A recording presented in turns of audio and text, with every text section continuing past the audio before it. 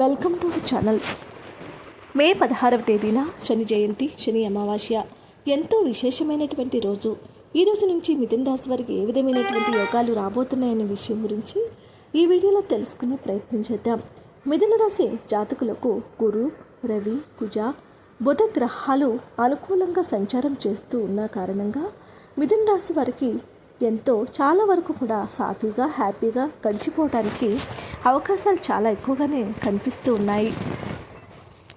అనుకున్న పనులు అనుకున్న విధంగా పూర్తి చేసేస్తారు. ఉద్యోగంలో అధికారులకు ఆదరణ లభిస్తుంది.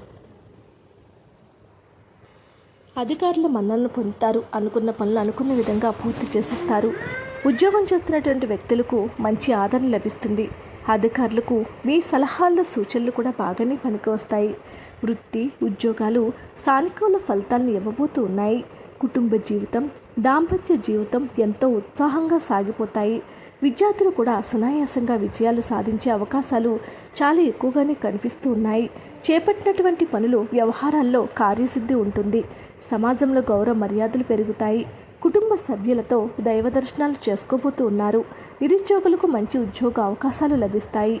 ఆరోగ్యం అనేది మెరుగుపడుతుంది. విదేశాల నుంచి ఉద్యోగపరంగా ఆశించిన సమాచారం అందుతుంది. మనసులోని కోరికలన్నీ నెరవేరుతాయి.